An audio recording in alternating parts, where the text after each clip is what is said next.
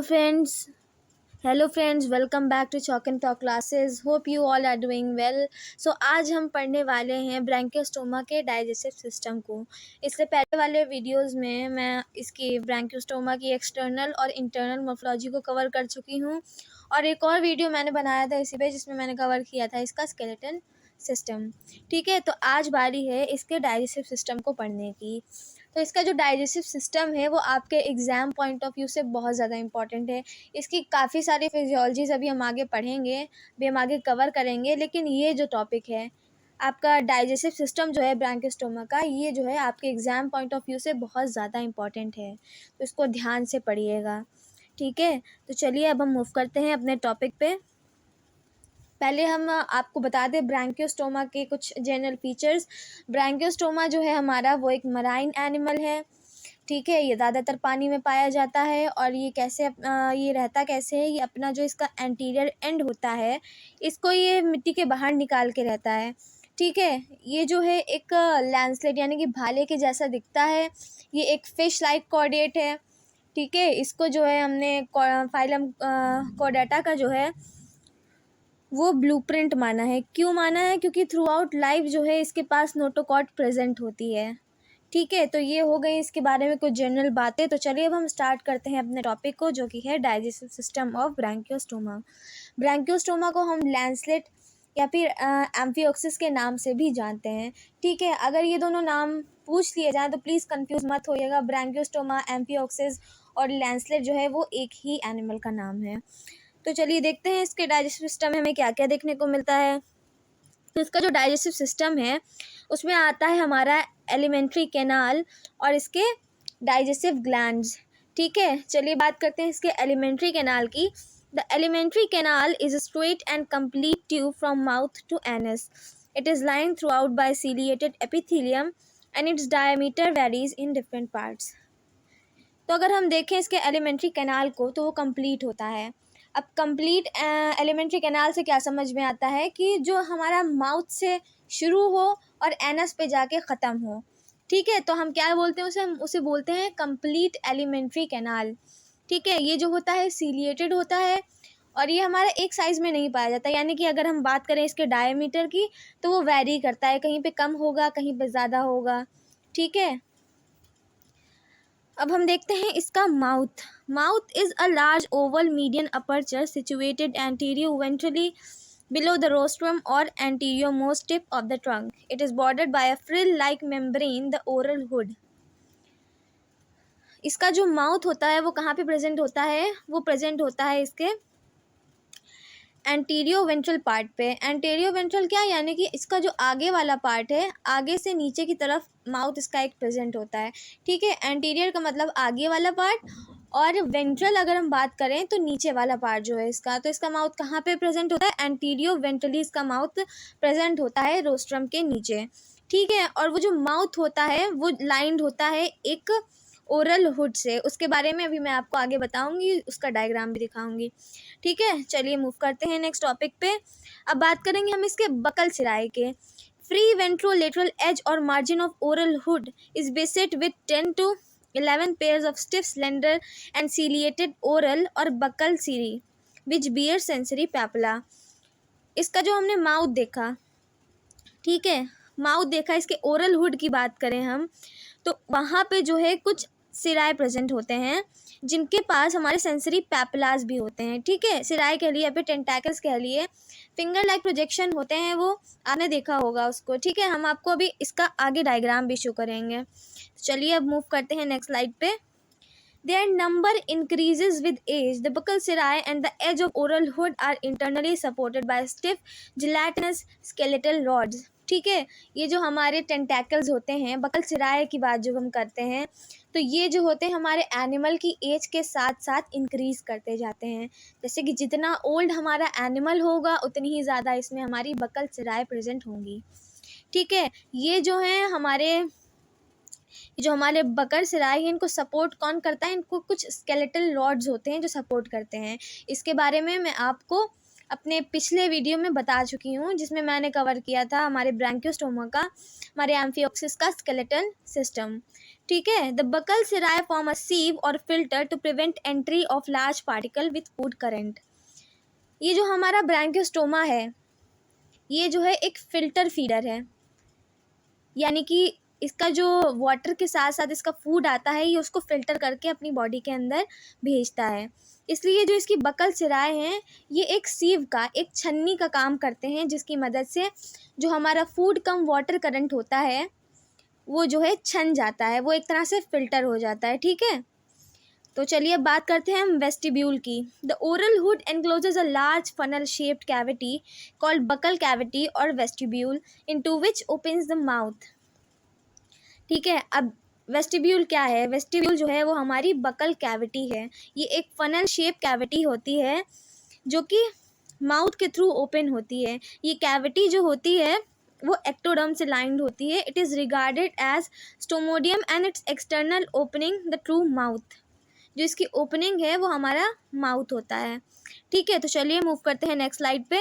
अब बात करेंगे इसके बहुत ही इंपॉर्टेंट ऑर्गन की, जिसे हम बोलते हैं व्हील ऑर्गन। ठीक है, ये जो है आपके, ये टॉपिक जो है छोटा सा टॉपिक है काफ़ी, पर आपके एग्ज़ाम पॉइंट ऑफ व्यू से इम्पॉर्टेंट है। ये अक्सर हमारे शॉर्ट क्वेश्चंस में पूछा जाता है। अगर हम बात करें लखनऊ यूनिवर्सिटी की, तो 5 नंबर में तो ये वाले टॉपिक्स आते ही आते हैं। तो प्लीज़ इसको कायदे से पढ़ लिएगा, आप इसका डायग्राम प्रिपेयर कर लिएगा, जो कि बहुत ही ईजी है। तो चलिए अब बात करते हैं हम इस व्हील ऑर्गन की। Basically the epithelial leaning of oral hood form 6 to 8 pairs of finger-like folds or patches, each formed by a ciliated groove bounded by a ciliated ridge. Collectively, these form a wheel organ or rotatory organ or Muller's organ. इसको हम काफ़ी सारे नाम से जानते हैं। Wheel organ भी बोलते हैं इसको, रोटेटरी ऑर्गन या फिर मलर ऑर्गन भी हम बोल सकते हैं।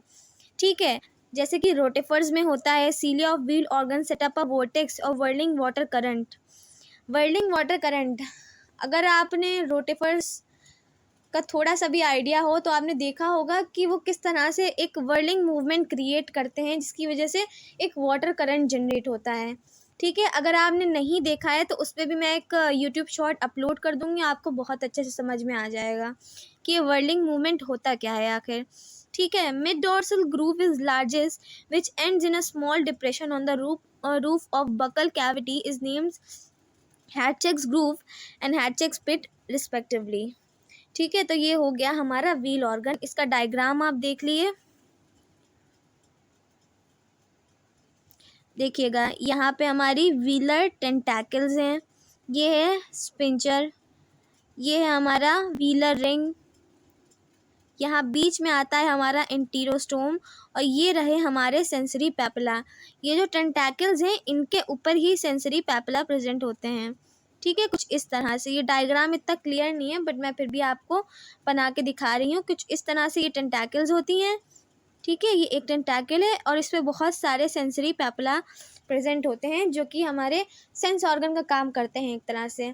ठीक है, सेंसरी क्या, सेंसरी का मतलब सेंस करना, तो इसका मतलब इनका फंक्शन क्या होगा, सेंसरी होगा, ये किसी चीज़ को सेंस करेंगे। ठीक है, तो ये क्या हो गया हमारा,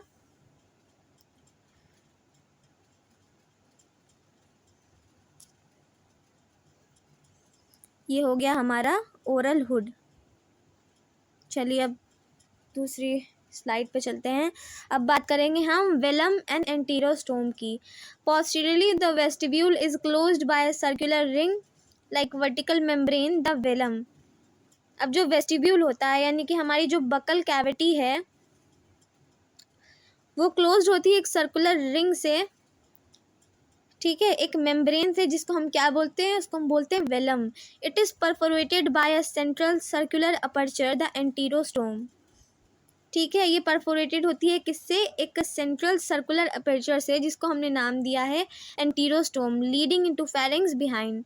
ये कहाँ लीड करता है, फेरिंग्स की तरफ जाता है। The velum is provided with a sphincter to open और क्लोज द एंटीरोस्टोम।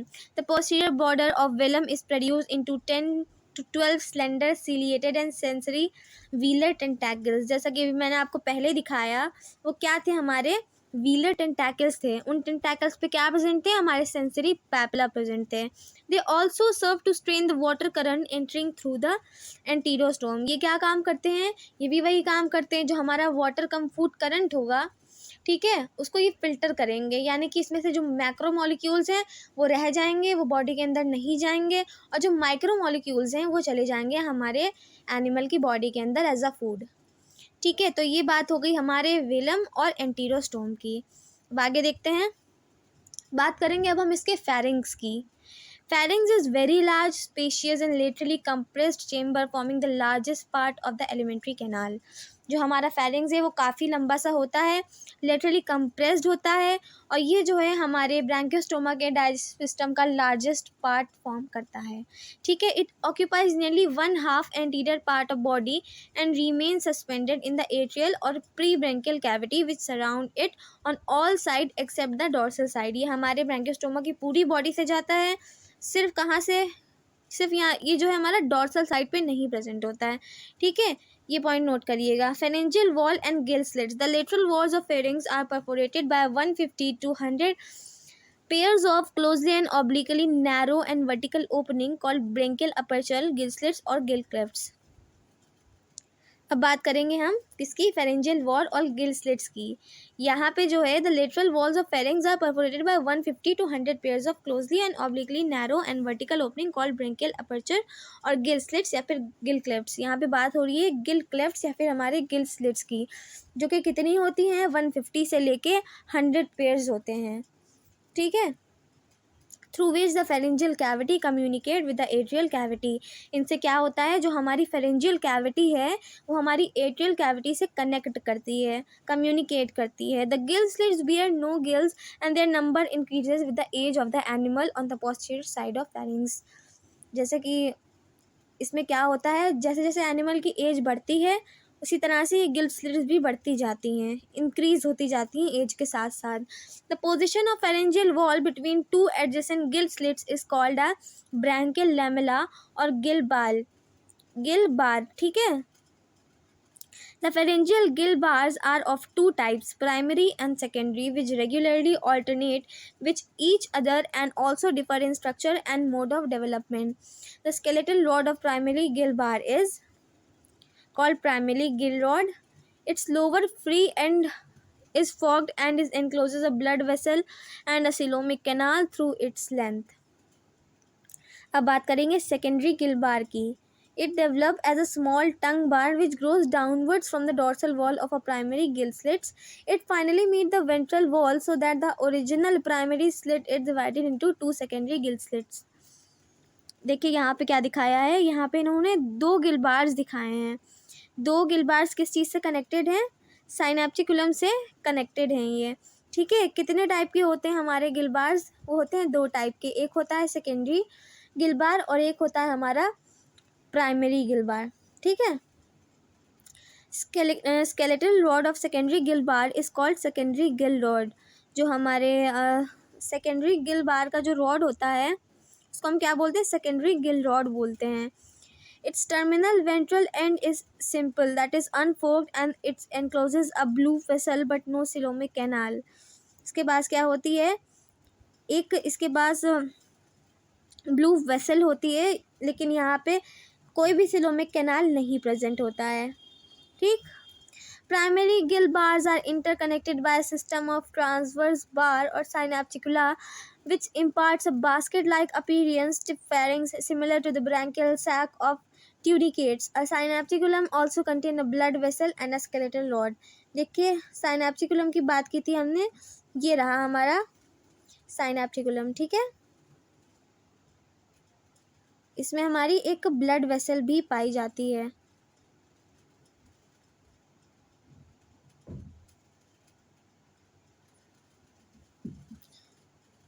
तो ये हो गया हमारा साइनेप्टिकुलम। ठीक है, अब बात करेंगे एंडोस्टाइल की। ये भी अक्सर शॉर्ट क्वेश्चंस में पूछा जाता है, तो इसको इम्पोर्टेंट मार्क कर लिएगा। एंडोस्टाइल देखिए यहाँ पे डायग्राम दिया हुआ है। A hypobranchial tract on an endostyle extend mid ventrally along the entire floor of pharynx. It form the shallow groove which 4 longitudinal tracts of mucus secreting gland cells alternating with 5 tracts of ciliated cells. The cilia of the median tract are the longest. ये दिया हुआ है हमारा endostyle, ठीक है।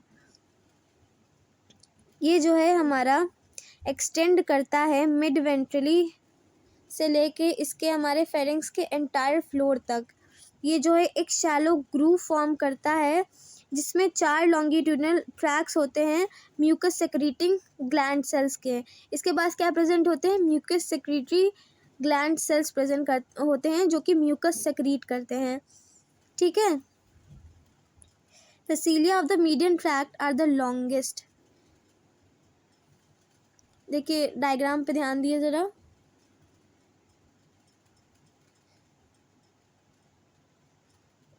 ये देखिए इसकी लेबलिंग देखिए, यहाँ पे हमारा वेंट्रल एओर्टा है, सबसीडोस्टाइलर सीलोम है, सीलोमिक कैनाल है। ये यहाँ पे दिखाया है प्राइमरी गिलबार जो कि हमारे फेरिंग्स पे प्रेजेंट है। ये है हमारी सीलिएटेड एपिथेलियम। यहाँ पे ये जो प्रेजेंट है, यहाँ पे जो डॉट ऐसे आपको दिख रहे हैं ब्लैक ब्लैक में, यही है हमारे ग्लैंड सेल्स जो कि म्यूकस सेक्रीट करते हैं, ठीक है। यहाँ पे ब्लड वेसल शो की है, यहाँ पे सेकेंडरी गिलबार शो किए हैं। ये हो गया हमारा एंडोस्टाइल। नेक्स्ट स्लाइड पे मूव करते हैं। बात करेंगे अब हम एपिफेरेंजियल ग्रूव की। The hyperpharyngeal is a prominent ciliated groove present mid dorsally along the roof of pharynx. ये जो है हमारे फेरिंग्स की रूफ में प्रेजेंट होता है, ठीक है। ये स्ट्रक्चर जो होता है हमारा सीलिएटेड होता है। ये ग्रूव जो होता है हमारा वो सीलिएटेड होता है और ये कहाँ प्रेजेंट होता है, फेरिंग्स की रूफ में प्रेजेंट होता है। Posteriorly its run up to oesophageal opening. ये कहाँ तक जाता है, हमारा ईसोफेगल ओपनिंग तक जाता है, ठीक है। अब चलिए देखिए peripharyngeal bands. These are a pair of narrow ciliated tracts arising from the anterior end of the endostyle. ये क्या है हमारे, ये हमारे छोटे छोटे से सीलिएटेड ट्रैक्स हैं जो कहाँ से राइज करते हैं, हमारे एंडोस्टाइल के एंड से अराइज करते हैं। They run obliquely upwards and backwards one along either lateral wall of pharynx to unite dorsally with the anterior end of the epipharyngeal groove. These bands demarcate a small anterior dorsal prebronchial region of pharynx devoid of gill slits. इनमें क्या होता है, इनमें gill slits नहीं present होती हैं, ठीक है। ये किस तरह से रन करते हैं, ये हमारे ऑब्लिकली अपवर्ड और बैकवर्ड रन करते हैं, ठीक है। ऑब्लिकली आप समझ रहे हैं ना, ऊपर से नीचे तक, ठीक है। ऑब्लिकली कुछ इसी तरह होगा। तो ये हो गया हमारा पेरीफेरेंजियल बैंड्स। अब बात करेंगे हम ईसोफेगस की। Posteriorly the pharynx open into a short narrow lining and leads into the gut और इंटेस्टाइन।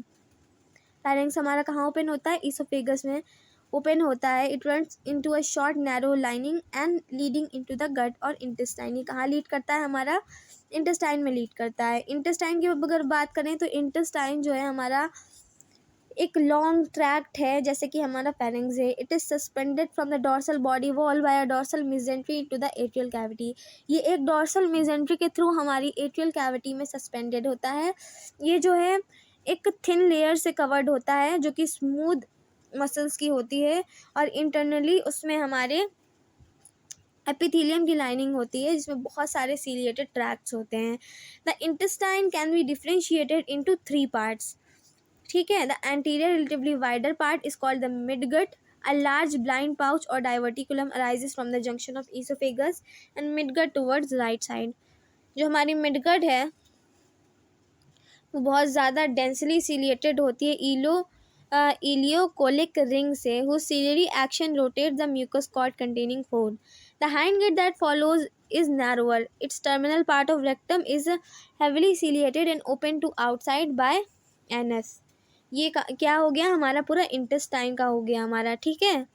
ये कहाँ से शुरू होती है, हमारी इंटेस्टाइन जो होती है हमारे ईसोफेगस की एंड से शुरू होती है और कहाँ ख़त्म होती है, रेक्टम पे ख़त्म होती है, ठीक है। कहाँ ये ओपन कहाँ होती है, ये हमारी एनस में जाके ओपन होती है। इसके अंदर जो है हमको हमारे बहुत सारे सीलियरी ट्रैक्ट्स दिखेंगे, ठीक है। जो हमारा, हम अगर चाहें तो अपने एनिमल को 3 पार्ट्स में डिवाइड कर सकते हैं, ठीक है। क्या होता है, फोर गट इसका आगे वाला पार्ट होगा, मिड गट जो होगी वो इसका बीच वाला पार्ट होगा और जो हमारी हाइंड गट होगी वो हमारा लास्ट वाला यानी कि टेल वाला पार्ट होगा, ठीक है। तो चलिए बात करते हैं अब हम इसकी एनस की। ये क्या है, हमारा एक स्मॉल सर्कुलर अपर्चर है जो कि एक स्पिंचर से कंट्रोल होता है। जैसे कि स्पिंचर मसल का काम क्या होता है, स्पिंचर मसल का काम आपने सुना होगा, ओपनिंग और क्लोजिंग होता है नॉर्मली इसका काम।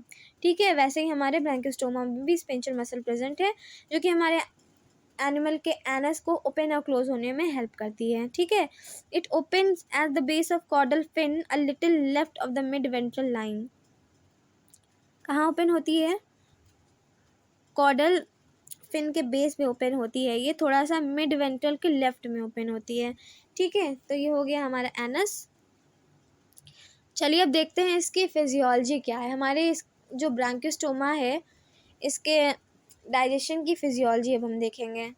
बात करें अगर हम इसके फूड की, तो ब्रैंकियोस्टोमा जो है हमारा वो माइक्रोफेगस एनिमल पे फीड करता है।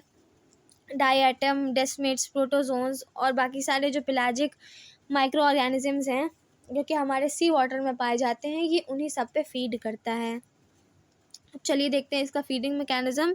ये जो है हमारा सीलियरी फीडर या फिर फिल्टर फीडर है।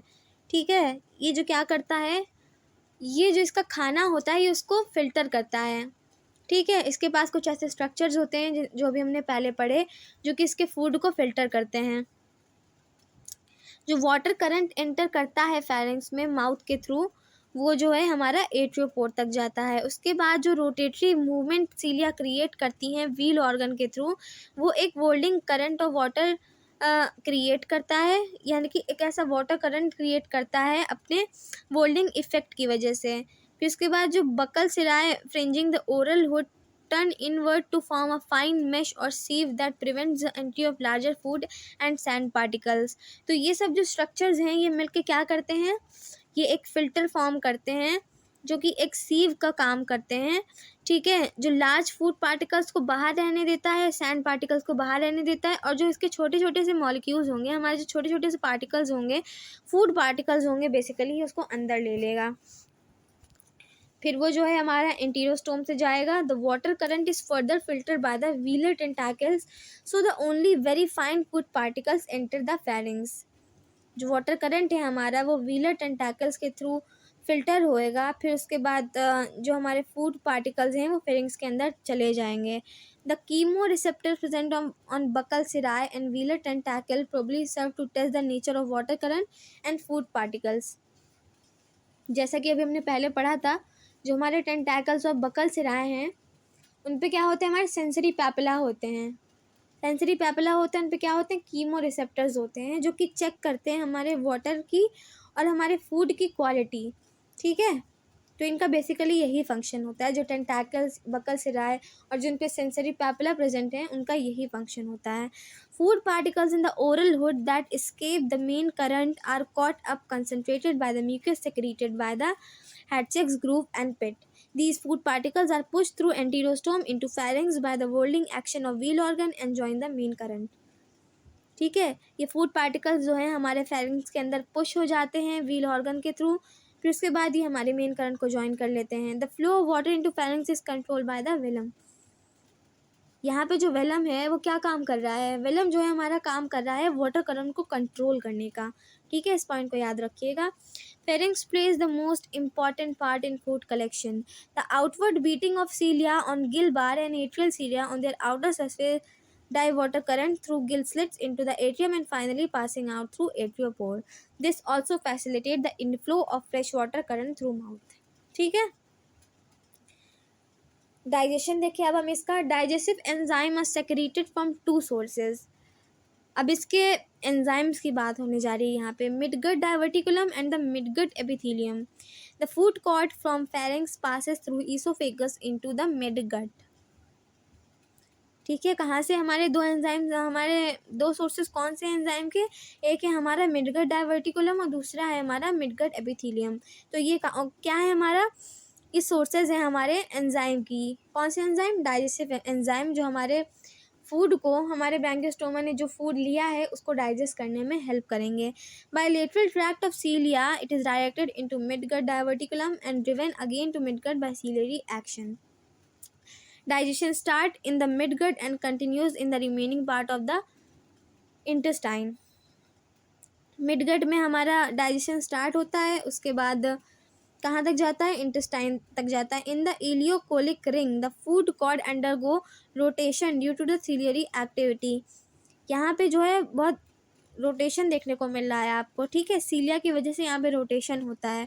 This break of the food material into smaller particles, ठीक है, यहाँ पे क्या हो रहा है, ग्राइंडिंग का काम भी हो रहा है। ये क्या कर रहे हैं, हमारे जो सीलिया है ये अपनी रोटेटरी एक्टिविटी से जो है, जो फूड है उसको स्मॉल पार्टिकल्स में ब्रेक कर रहा है। Backward passage of food to allow more time for enzyme action, ठीक है, मतलब ये वापस से फूड को,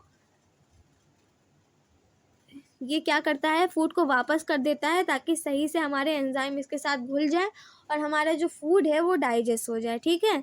intercellular digestion take place mainly in mixes of enzyme with food and delays the phagocytosis cells of midgut diverticulum.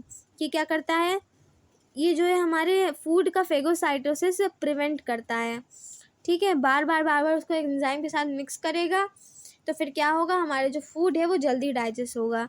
Digestive enzymes of Branchiostoma are amylase, lipase and protease, ठीक है। तो ये 3 एंजाइम्स के नाम भी आप याद रखिएगा, जो कि है हमारा एमाइलेज, लाइपेज एंड प्रोटीज, ठीक है। तो ये हो गया हमारा डाइजेशन ब्रैंकियोस्टोमा का। अगर आपको वीडियो अच्छा लगे तो प्लीज़ वीडियो को लाइक करना और चैनल को सब्सक्राइब करना ना भूलिएगा। Till then bye bye, thank you.